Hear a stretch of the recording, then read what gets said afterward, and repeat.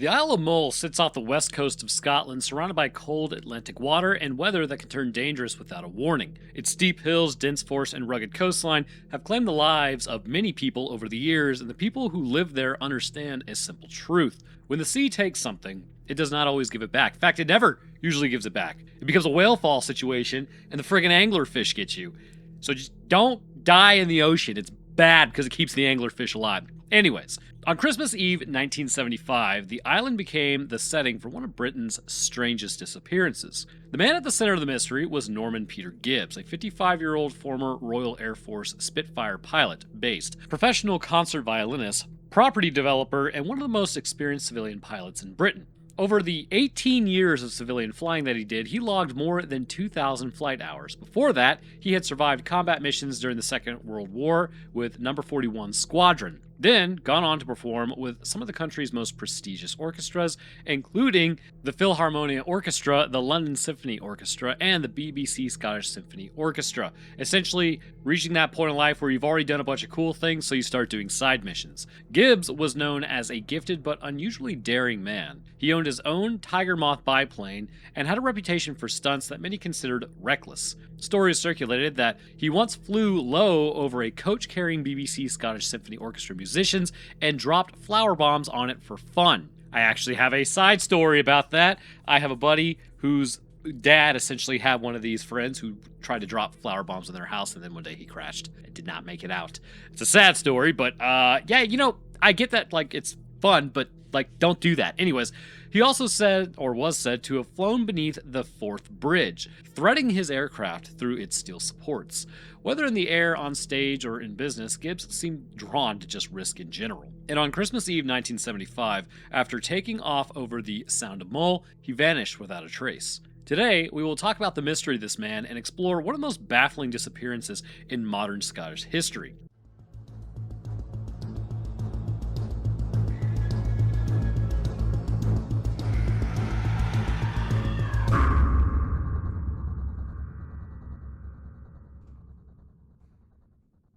By December 1975, Gibbs had transitioned from full-time musician to property investor. At the time, Gibbs was the managing director of Gibbs & Ray, a London-based property development company. His trip to Mull was not a holiday but a business visit, focused on assessing several island hotels as potential acquisition targets. Even in one of the most remote and picturesque corners of Scotland, in the depths of winter, he was there to work. Accompanying him on the trip was his girlfriend, Felicity Granger. They stayed at the Glenforsa Hotel, a small, isolated highland property on the north coast of Mull, pressed right up against the Sound of Mull. The hotel was owned and managed by a man named David Howitt. Directly adjacent to the hotel was Glenforsa Airfield, an unlicensed grass strip approximately 780 meters long and 28 meters wide, which is like 2,300 feet in the Lord's units and 84 feet wide, basically, give or take, sitting on flat ground at the edge of the sea. The airfield had no runway lighting of any kind, which is fantastic, rendering it strictly limited to daytime visual flight rule operations.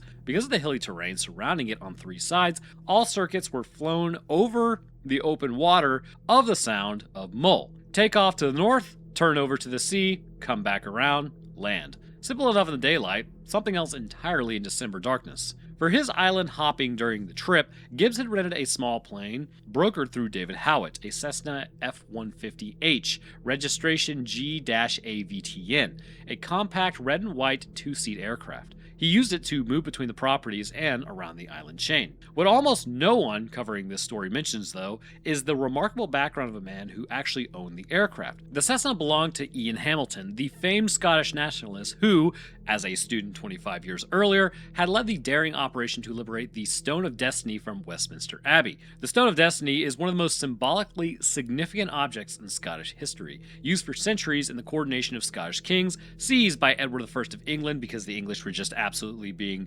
douche canoes back then. You know what? Anyways, in 1296 and held at Westminster for over 600 years. Hamilton took it back on Christmas Day 1950. Cool guy. He was never prosecuted. Absolute Chad. The aircraft at the center of the Mull Air Mystery came with an unusual piece of history. Before Gibbs owned it, the plane had belonged to the man who helped steal Scotland's coronation stone. The detail has no bearing on this investigation itself, but it adds to a peculiar layer of the story already filled with strange turns and unanswered questions. It was Christmas Eve. The Glenforsa Hotel was warm. There was dinner, whiskey, and red wine, the way Christmas Eve in Scottish hotels should be. Multiple witnesses placed Gibbs at the dinner table, consuming both over the course of the meal. Not good. There were not people speculating after the fact. These were people who were there, watching him drink. It's like if your buddy showed up, had a bunch of beers, and said, "All right, I'm going to go get more beer." You usually stop that guy. After dinner, somewhere around 9:30 in the evening, Peter Gibbs made a decision that every single person around him immediately recognized as wrong, so they should have stopped him. He wanted to take the Cessna up. A quick solo night circuit. Take off, fly one loop around the airfield, come back down. For what purpose? Don't know. The airfield was right outside the hotel. He knew it well. He had 2,000 hours in his logbook. How difficult could it be? At night? Pretty difficult. David Howitt, the man who owned the plane, the hotel, had far more at stake than most, told him directly that that was dangerous. The strip had no lights. The night was moonless. The circuit went out over open black water. You're drinking. He was asking to fly blind in December over the sea without instruments designed for night flight after consuming quite a few beverages. Because if you've ever drank on Christmas Eve, it's like, I don't know, 1 in the afternoon, and then all of a sudden it's like you're in bed waking up the next morning. Howard urged him not to go. Felicity Granger did the same. Both warned him that the weather was deteriorating and that the flight was an unnecessary risk. And yet nobody just restrained the dude. Just be like, no, dude. Stop. Anyways, Gibbs listened to their concerns and understood them perfectly, but he made it clear that the decision had already been made, which means you need to make a decision to stop that guy. According to later accounts, he indicated that he was not seeking anyone's permission and had informed them of his plans only as a matter of courtesy, which, that's what drunk people do. You know? They always have bad ideas. How do I know this? Because I'm him. And when you have people that care about you, they kind of veto those decisions. Having made up his mind, Gibbs headed for the airfield. The runway had no lights, but that did not stop him. Instead, he improvised. Borrowing 2 powerful torches from the hotel, which are known as flashlights, he handed them to Felicity Granger and instructed her to stand at the far end of the runway, point the beams towards him, and hold them basically steady. In the darkness, she became his runway system, 2 handled points of light marking the edge of a grass strip beside the sea. She did as he asked, which again, I can't stress this enough, how you should just stop people from doing this. She stayed and held the flashlights while he prepared to take off. This is the last confirmed image of Peter Gibbs alive. A man climbing into a small red and white aircraft in the dark with his girlfriend standing as 2 flashlights at the far end of a pitch-black runway on a remote Scottish island on Christmas Eve at 9:30 at night. The Cessna's engine started, it taxied in the darkness, guided by those 2 distant torchlight points, then accelerated and lifted into the night. Hotel staff, guests, and Felicity Granger all watched the aircraft climb and then disappear beyond the tree line at the runway's northern end, the direction of the sea. The sound of the engine faded out over the water. Understand what was happening inside the cockpit for a moment as the wheels left the ground. Gibbs was flying at night over the open sea without runway lighting behind him and without any visual reference point ahead of him. The water below is black. The sky above him is black. The horizon between them is invisible because they are both black. In aviation, this condition has a name: spatial disorientation, and it happens a lot. It is one of the most dangerous states a pilot can enter, and it is particularly lethal in small aircraft at night over open water because the pilot cannot feel what is happening. The vestibular system in the inner ear sends false signals. The body believes it is flying straight and level when it is not. Pilots who enter a graveyard spiral, an accelerating descending turn, often do not realize that they are in one until the water is already rushing up towards them. Gibbs had 2,000 hours. He knew what spatial disorientation was. He also had whiskey and red wine in his system and a moonless night, as well as circuits that went over the sea. He had dismissed every warning that he was given. Sounds a lot like ego creeping in, thinking that you're invincible. A single circuit from Glenforsa should have taken no more than about 5 to 10 minutes. As those minutes passed, more would pass. And standing at the far end of the runway, Felicity Granger waited with the flashlights, listening for the sound of the engine as the aircraft came back around for landing. However, it would never come. As concern turned to alarm, word spread through the hotel. People stepped outside into the cold night and listened. The sound of the mole was silent. There was no engine noise in the distance, no lights crossing the sky, no sign of an aircraft at all. The Cessna G-AVTN had taken off once and, according to every contemporary witness account, never returned to the airfield. The response was immediate. Police were contacted that same night, and local volunteers began searching the shoreline, which I'm sure they were happy to do. Like, I'm not trying to be a douche or anything, but I'm sure taking these people away from their family on Christmas Eve to enjoy their time because you were drunk and wanted to fly and then probably crashed your plane in the ocean. Yeah. You know, I'm not saying you deserve that, obviously, because you don't deserve that, but you just become a warning at that point. So anyways, they searched the shoreline, nearby roads, and the area around Glenforsa in darkness, but nothing was ever found. And when daylight arrived on Christmas morning, the search resumed with renewed urgency. Again, there was nothing. No wreckage, no fuel slick, no trace of Peter Gibbs or his aircraft. Within hours, the search had escalated into a major multi-agency operation, remarkable in its scale for a Christmas holiday weekend on a remote Scottish island. The RAF Kinloss Mountain Rescue Team, based in the north of Scotland, was called out on Christmas Eve itself and deployed to Mull. These were trained specialists who searched elevated terrain, forested hillside ridges, and remote ground in snow, sleet, poor visibility, pretty much everything over the Christmas period. The RAF and the Royal Naval Air Service contributed search helicopters and sonar-equipped vessels. Sweeping the surrounding waters of the Sound of Mull systematically, police officers and civilian volunteers covered every inch of accessible land around the airfield. It was a comprehensive, professionally executed operation that involved mountain rescue specialists, naval sonar technology, military helicopters, and hundreds of person-hours searching. The searches produced nothing, as you might imagine. There was no wreckage scattered across the hills, no debris that would ever wash up on the beaches, no body, no oil slick, and no floating fragments in the Sound of Mull. Every place where evidence should have appeared remained empty. Peter Gibbs and his red and white Cessna seemed to have vanished without leaving a trace. Eventually, the large-scale search effort was scaled back, though the case itself remained rather open. I mean, because, you can't close it. But anyways, life on the island then returned to normal. Just a guy who was a cool dude who now was not so much a cool dude because he made a terrible choice, but the mystery would not fade. Instead, it settled over the Mull and remained, becoming one of those stories that refused to go away. Then, nearly a year later, the silence was finally broken. In November of 1976, the Sunday Post reported that investigators had launched a renewed underwater search using sonar equipment after a significant discovery. A tire believed to have come from Gibbs' aircraft had washed ashore roughly 4 miles from Glenforsa Airstrip. It was the first tangible clue since his disappearance. The sea, at last, appeared to be giving something back, but only enough to deepen the mystery, not solve it. 4 months after Christmas Eve 1975, a local shepherd named Donald McKinnon was working on a hillside terrain near the Glenforsa Airstrip. It was April 1976, the Scottish winter was releasing its grip, and the land was becoming accessible once again.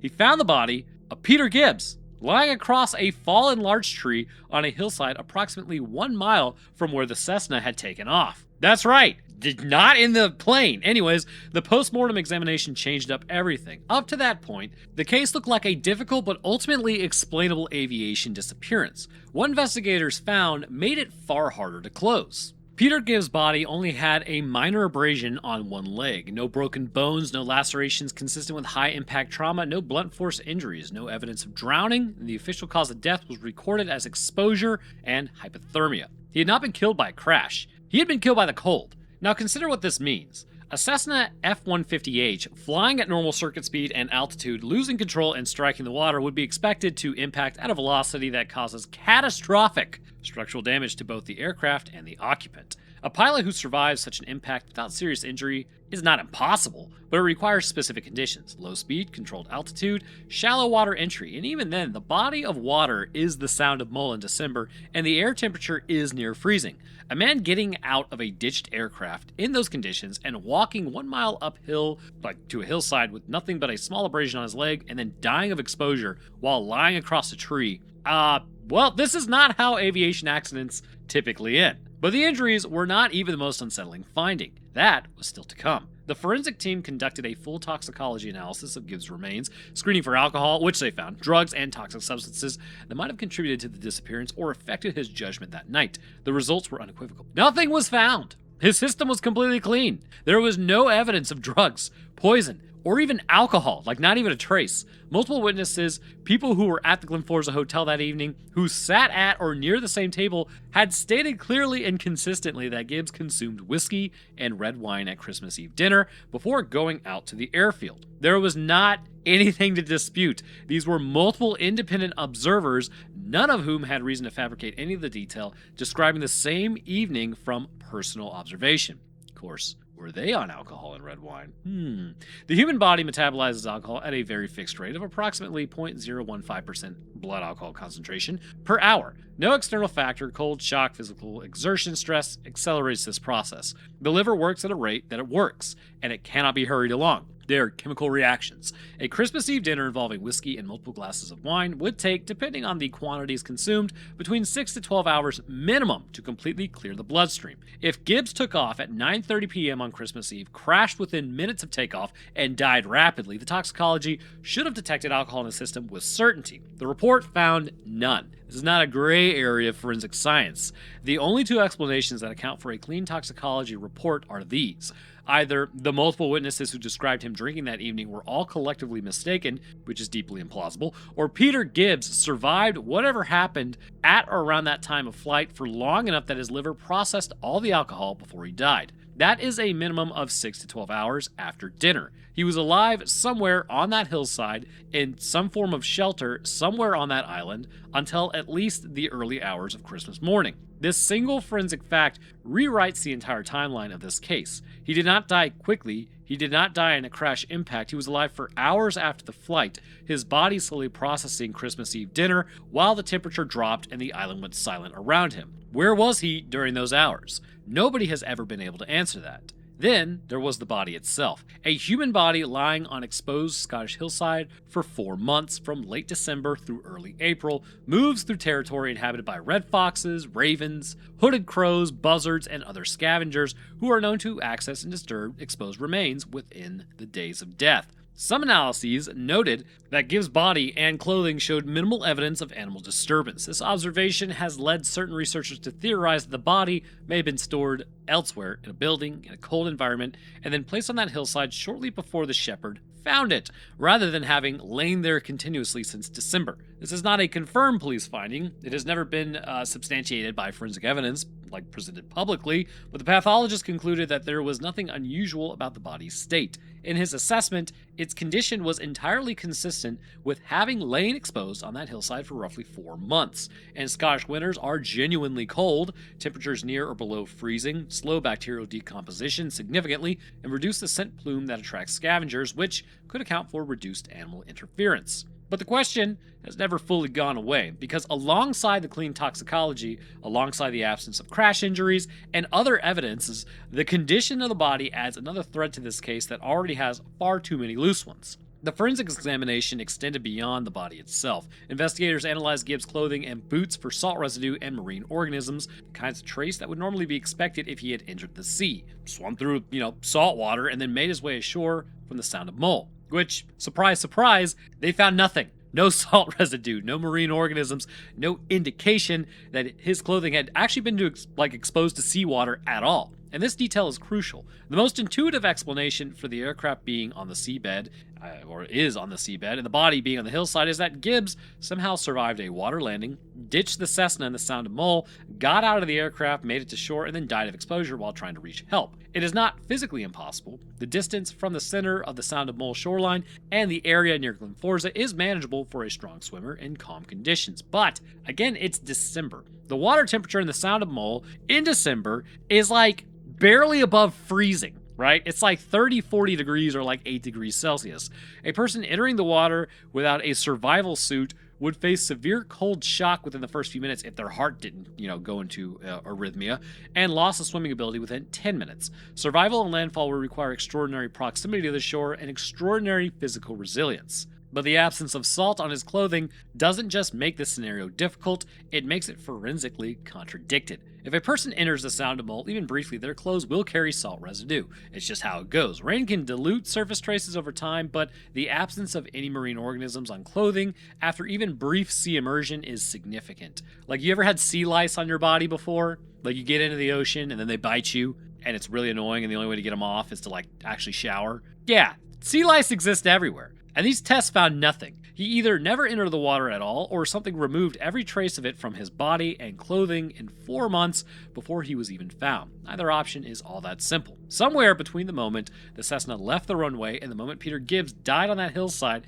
a crucial part of the story disappears. The physical evidence establishes the beginning and the end, but it cannot reliably construct what happened between. The body was found on land, the aircraft appears to have ended up in the sea, yet Gibbs showed no crash-related injuries, no salt residue, no marine contamination, and no alcohol in his system, pretty much showing that he had been alive for a while.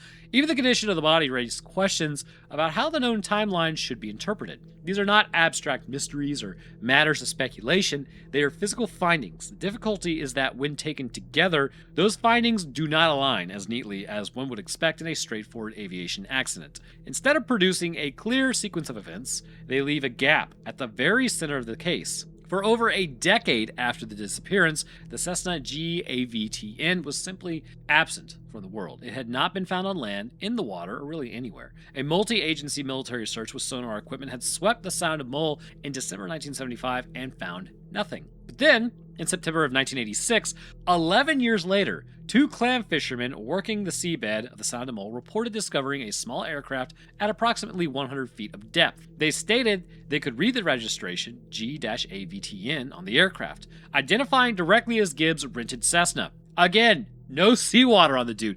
The divers provided a detailed description of the wreck. The aircraft was still recognizable as a Cessna, but it had suffered extensive damage. Both wings were missing from the fuselage, and the engine had separated from the airframe. Findings consistent with a violent impact with the water, the kind of force capable of tearing major structural components from a light aircraft. Then came the detail that transformed the entire case from a probable crash into a far more complicated mystery. According to the divers, the cockpit doors were locked.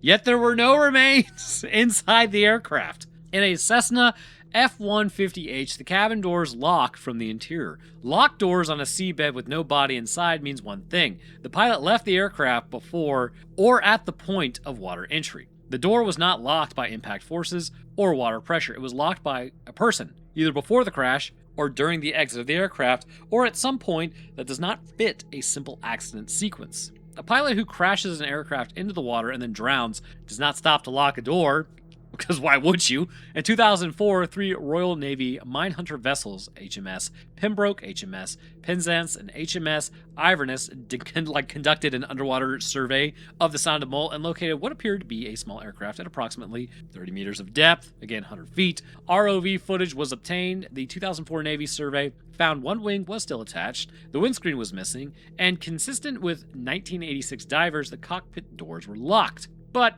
the 1986 divers had reported both wings missing. The 2004 Navy ROV showed one wing was still attached. These are irreconcilable.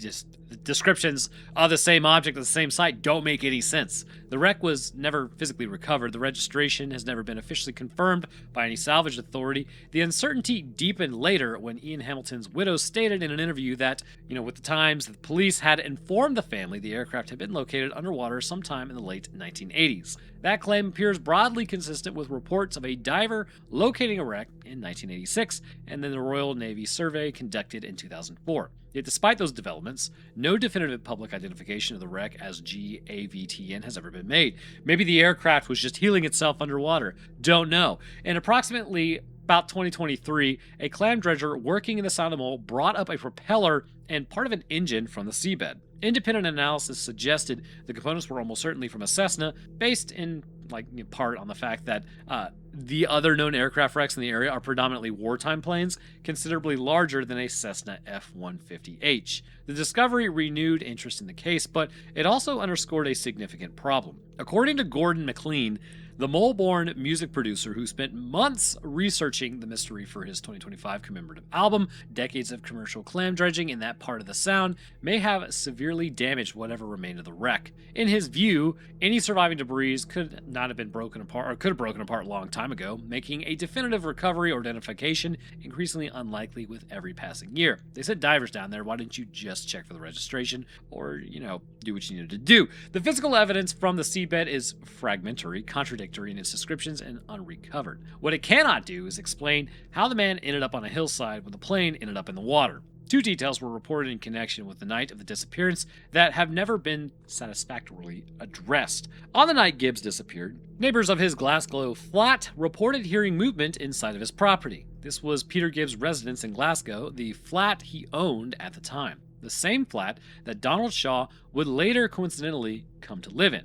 If Gibbs was on Mull that night in the aircraft, who was in his Glasgow flat? The detail has never been fully explained. It could be a misidentification by a neighbor, misremembering, or something else entirely. It has never been investigated to a conclusion on the public record. Separately, on the same evening, people actually leaving a Christmas Eve mass service in Oban, on the Scottish mainland, across the Sound of Mull, reported hearing the sound of a small plane flying overhead. If the timing aligns with Gibbs' flight, it suggests the aircraft may have crossed the Sound and then flown over the mainland territory before whatever happened. This would place the crash, if there was one, closer to the Oban side of the water than the Mull side, which adds complexity to any body reach the hillside scenario, as you can call it. Neither detail has ever been conclusively confirmed or disproven. They remain part of the documented history of this case, remaining at the edges and adding further complexity to a mystery that already resists any simple explanation. But your boy may have one, or at least an idea of one. We'll get there. Few people understand that complexity better than Gordon McLean. He was about 15 years old when Peter Gibbs disappeared and grew up on Mull, where the story became part of local memory almost immediately. Like many island children, he first encountered it in fragments, overheard conversations, a snippet of discussion at family tables, and the hushed exchanges of adults who knew more than they were saying, or allegedly. Looking back in 2025, McLean reflected on how differently such a case happened in the 1970s. News traveled more slowly, information was less accessible, and stories often spread through communities by just word of mouth. The mystery of Peter Gibbs became one of those stories, passed from person to person long before the internet existed to preserve every detail. 50 years later, he made an album about it. He teamed up with pianist Donald Shaw and violinist Greg Lawson to record Night Flight 75, released in 2025 on Vertical Records, to mark the half-century anniversary of this disappearance. The album is not a celebration of the mystery, it is a reclamation of the man, an attempt to put the musician back at the center of the story that has spent decades being about the pilot and the puzzle. Gibbs' reputation extended far beyond any amount of aviation. According to McLean, he was a highly respected musician at the peak of his career, but he was also known for an adventurous streak that set him apart from his peers. Stories continue to surface about him flying his Tiger Moth beneath the Fourth Bridge and choosing to pilot himself to concerts rather than travel with the rest of the orchestra. Shaw saw the same pattern in Gibbs' personality. In his view, Gibbs appeared to be someone who pushed against the conventions of classical music world, bringing an element of showmanship and unpredictability into the profession often associated with discipline and tradition. Breaking the mold, so to speak. Together, the accounts paint a picture of a man who is talented, unconventional, and rarely inclined to do things the ordinary way. Both men spent months researching Gibbs' life before recording the music that he would have played and composing new pieces to tell his story. After all that research, what do they believe happened? McLean found the central problem impossible to ignore. In his view, it made little sense that the aircraft would be in the water while Gibbs' body was discovered a mile away on a hillside. As with most people, after months spent examining the evidence, he acknowledged that he could not construct a logical sequence of events that satisfactorily explained both facts. Which, weird, because I can. Anyway, Shaw approached the mystery more cautiously. He argued that something unusual had clearly occurred and suggested that there might be a missing piece to the story, possibly involving another person or some unknown factor not captured in the surviving record.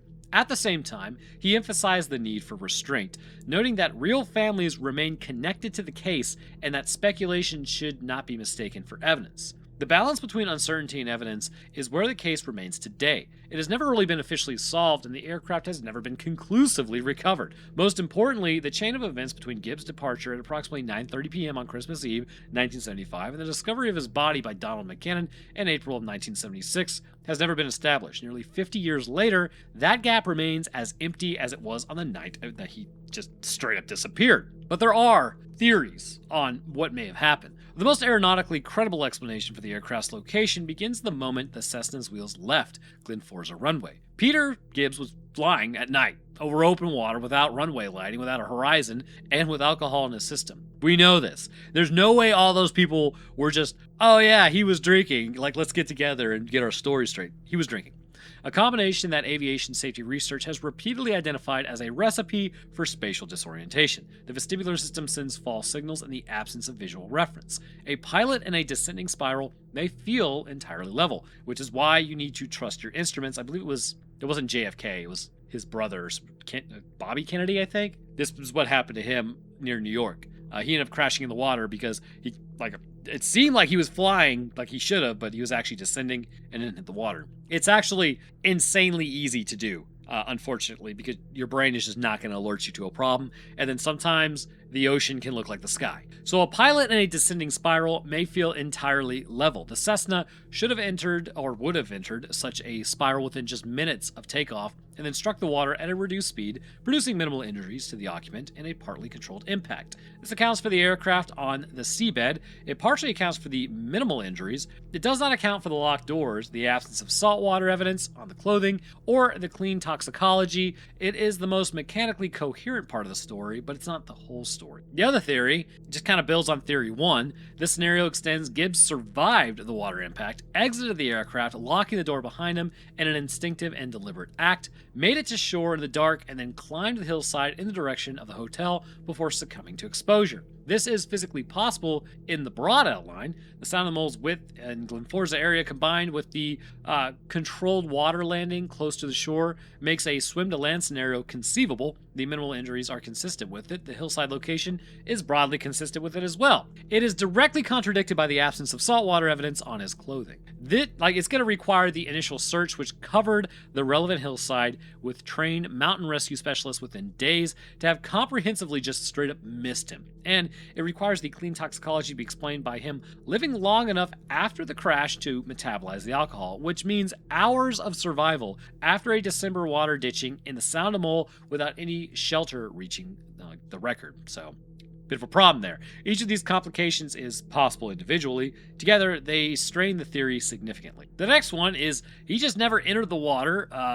A different interpretation of the evidence begins not with the aircraft, but with what was missing from the body. There was no salt on the clothing, no marine growth, no sign of injuries consistent with an aircraft crash. A toxicology that demands hours of survival after the flight. These facts, taken together, are more consistent with a scenario in which Gibbs never entered the sea at all. Under this reading, something happened after takeoff. Engine failure, deliberate decision, or another factor that caused him to land or crash on terrain rather than in water. He survived with minimal injuries and walked or was moved to the hillside location where he ultimately died. The aircraft under this scenario continued flying, either unmanned with the doors closed or flown briefly by someone else and came down in the Sound of Mull separately. This scenario resolves the saltwater anomaly and the injury anomaly cleanly. It is contradicted by the locked cockpit doors, which imply the last person in the aircraft actually locked them from the inside before departure. It requires a second person or extraordinary coincidence of separate events. And it has no direct supporting evidence, only the inference from the evidence that it does not show.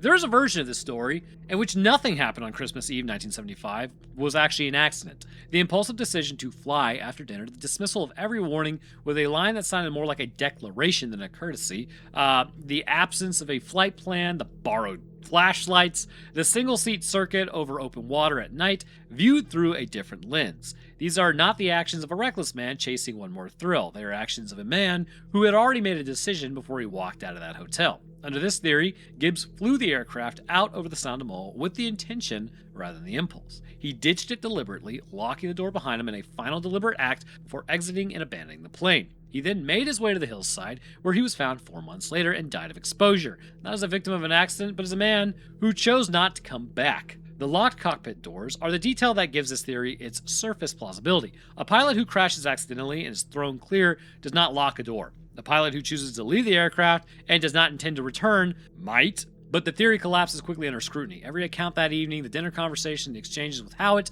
and Gibbs' characteristic insistence that he was informing people rather than seeking their approval, depicts a man behaving entirely as himself. Nothing in the contemporary description suggests someone in emotional distress or struggling with a serious personal problem, nor does the broader record point in that direction. There is no documented evidence of financial difficulties affecting either Gibbs or his company, Gibbs and Ray. No accounts from friends, colleagues, or family describe any significant upheaval in his life. No note was left behind, no troubling communication was reported, and no prior behavior consistent with a suicidal intent as it's never surfaced in connection with the case. But there is also a practical problem. A person determined to disappear or take himself out would not ordinarily choose to do so within a mile of a hotel where his girlfriend was standing in the dark, holding flashlights and waiting for his return. The known facts do not make this theory impossible, but they do make it difficult to reconcile with the circumstances of that night. The staged exit variant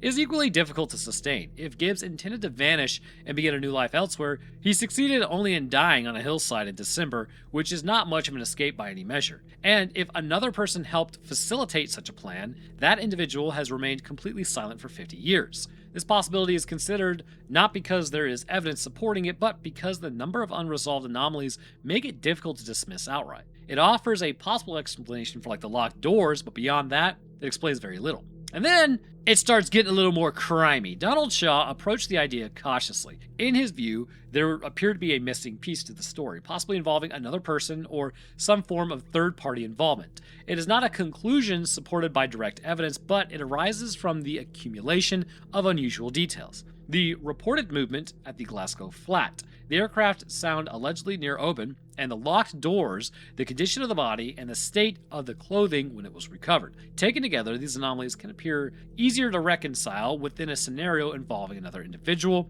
than within a straightforward solo accident narrative. The difficulty, however, is that the theory remains entirely speculative. There is no documentary evidence linking another person to the disappearance, no identified suspect, and no established motive. Its value lies not in the strength of the evidence supporting it, but in the fact that the case contains enough unresolved anomalies that the possibility cannot be dismissed outright without consideration. And then there's just other things. These ones are a little bit stranger. Anomalous phenomenons. Some accounts of the Mull Air Mystery have placed it in context with the UAP, which is the unidentified aerial phenomenon, so UFOs. Reports from Scotland's west coast in the 1970s and 1980s, a region that has generated a number of significant unexplained encounter reports, including the 1979 Livingston incident, in which forestry workers Robert Taylor reported a physical encounter with an unidentified craft that was later formally investigated as a criminal assault. The elements of the Mull case that attract this framing are the same ones that resist conventional explanation. Locked doors with no body, no physical trace of sea entry, no crash injuries, clean toxicology, undisturbed body. These are not evidence of anything paranormal. They are evidence that a conventional narrative is incomplete. What fills the gap is a matter of what framework the analyst brings. There is no primary UFO evidence in this case, and no contemporary witnesses described lights in the sky that night. No physical trace of non-terrestrial origin has been found. The paranormal framing exists because the case resists ordinary closure, not because it has generated extraordinary evidence. So what could have happened? The physical record shows a man consumed whiskey and red wine at dinner. He took off from an unlit grass airstrip over open sea on a moonless December night. He did not return. 4 months later, his body was found on a hillside 1 mile from the airstrip with almost no injuries. No saltwater traces on his clothing, no alcohol in his system. His aircraft was found on the seabed of the Sound of Mull with its cockpit doors locked and no body inside.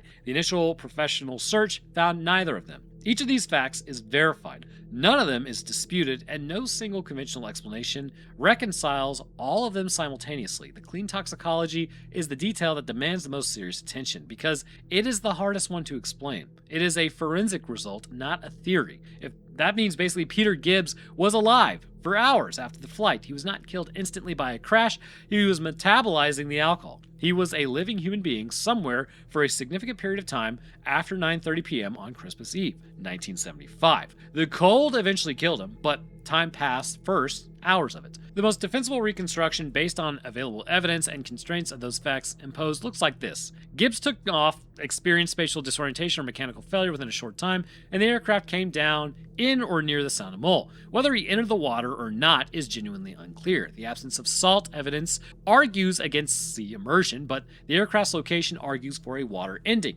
He survived whatever the initial event was with minimal physical trauma. He was alive on or near that hillside for a period of hours, long enough to metabolize the alcohol completely, not long enough to find shelter, signal for help, or reach the hotel. The December cold eventually took him on that exposed hillside, sometime in the early hours of Christmas morning. What happened to the aircraft after he left it, whether it landed, ditched it, or simply he fell from it, and how the cockpit doors came to be locked with nobody inside remains genuinely unanswered. The initial search's failure to find his body in an area that trained professionals covered is the most operationally troubling detail. It is possible that snow cover concealed him. It is possible that dense large woodland on that hillside created blind spots. It's also possible that this is where the case refuses to close, that his body was not on that hillside in December. Gordon McLean, who spent months examining the case in greater depth than almost anyone alive today, ultimately arrived at the same conclusion. He acknowledged that he could not make logical sense of it. This is not due to a lack of effort, expertise, or research. Rather, it was a reflection of the evidence itself, which appears to describe a sequence of events that should not have been possible and yet somehow occurred. Peter Gibbs took off from Glenforsa Airfield on Christmas Eve 1975. He was 55 years old, a war pilot, a violinist, a man who dropped flower bombs from biplanes and then flew under bridges. He was a man who believed the rules existed for other people, and on a cold moonless Scottish night, the rules collected their debt. He was alive for hours after whatever happened. He was alone on that hillside in December, and the cold eventually came for him. His plane was on the seabed, his doors were locked, and none of it quite makes sense. The Great Mull Air Mystery is 50 years old at this point, concerning that Christmas Eve, or concerning the next Christmas Eve, and it remains open. So as always, I'd like to break in at the end here, and I have a hypothesis on actually what happened, because if you align everything a certain way concerning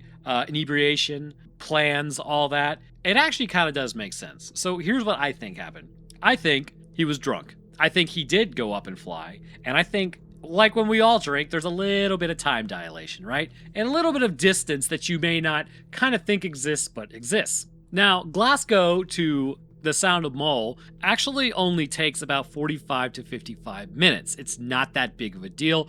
I think it's like if you flew in a straight line, it's about 80 to 85 miles, right? So let's say you're drunk, and let's say you're like, you know what? I can't actually see the airfield. I think what I'm going to do is, instead of crashing and killing myself, I'm going to, you know what, I screwed up. I'm going to fly to Glasgow where I know that there's a runway and also where my flat is. And then I'm going to land. I'm going to go to my flat for a little bit. I'm going to sleep, kind of sleep off this crap. And then I'm going to get back in the plane before morning. That way nobody freaks out too much. I'm going to fly back to the actual Sound. And then I'm going to land in the airfield where I have sunlight. That way I can do this safely. That's what I believe happened to this guy. I think he realized what he did when he got up there, realized this is a dangerous situation. I don't need to try to land this with my girlfriend with flashlights because I don't want to die in front of my girlfriend.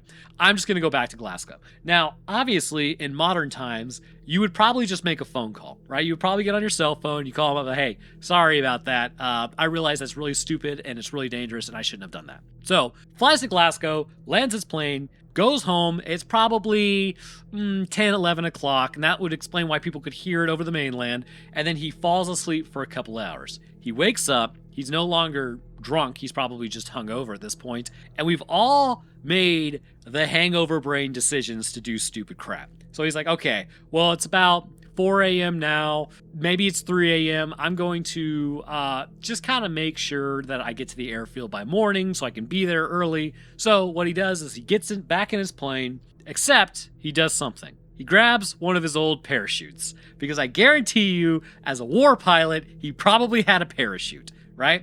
So he starts flying back. Well, as he's flying, he realizes, I left too early, I still can't see the airfield. So he kind of circles for a while, trying to see where he can go, yada, yada, yada. Life is wonderful, realizes I'm running low on fuel. So, checks his watch, it's now like 6, 7 in the morning. Oh God, 6, 7.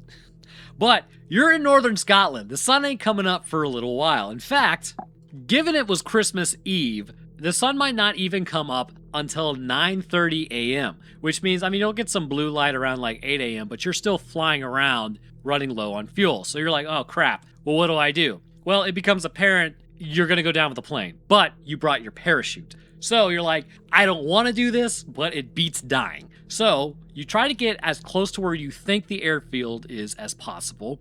and you don't want to you want to make sure your plane doesn't hit the actual hotel or anything. So while you're up there, you're like, all right, you rig something together to keep it basically pointing at the sound. You lock the doors, and then you jump. So you have your old parachute, which you come down, the abrasion on the leg, he very clearly landed in some form of woodland out there. So parachute gets tangled up in the trees. He descends, scratches his leg. It's cold out there. He realizes, okay, well, now I need to start walking towards the hotel. Now, here's the thing.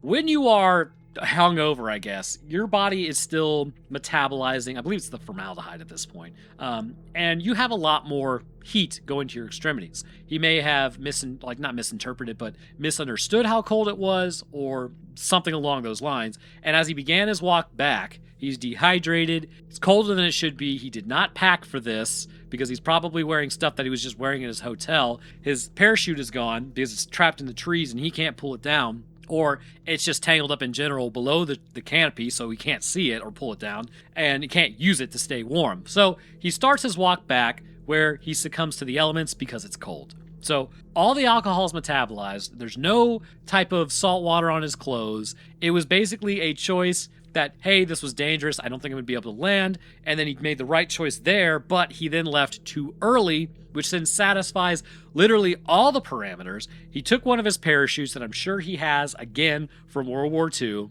and then he jumped out of the plane because it was running out of fuel. That way, it literally satiates everything that was heard, everything that was seen, any type of issues that may have arisen, and all it was based on is just the idea that maybe he left a little too early than he should have. And this is why you do not fly drinking, and you definitely don't fly hungover. And this is how this stuff happens. But that's just my hypothesis on it. I think that makes the most amount of sense. And again, given this guy liked to do things by himself, he liked to fly by himself, he liked to basically make I'm not saying I'm like this guy or anything, but he kind of reminds me of me. I have been known to do things like not fly a plane, but and not drink and drive, obviously. But I'll go off and do things by myself, and I want it done a certain way, and I XYZ. It's I can kind of see why this guy would do things like this because I do things like this. So, maybe it's a warning anyways, but that's my hypothesis on it. I'll hear what you guys think. If you enjoyed learning about this, then please leave a like or, a comment, as, again, YouTube switched over to an AI algorithm back in May, so obviously that's what AI is looking for, so it helps the channel. I'll drop my Twitter, Discord, Patreon, and Roanoke Gaming links in the channel, or not in the channel, in the description, if you'd like to go check out any of that. And speaking of patrons, I'd like to thank mine real quick. At the literal Wendigo tier, we have Gradius, Monkeyman, Scrungle, Invictus Echo, and Drake Fond Lord. Thank you guys for your awesome continued support. At the Eyewitness event tier, would be Malaga, Dragon Master Knight, Hope Blighton, Need Extra Lives, and at the first-hand accounts tier, we have Sidity, Troy, and at the second-hand accounts tier, we have Pouches and Hendrick. And the rest of my patrons, I really do appreciate y'all's support as well. It goes a long way towards helping out. You're absolute ballers. But all right, that's going to do it for me. Hope everyone enjoyed, and we'll see y'all in the next one.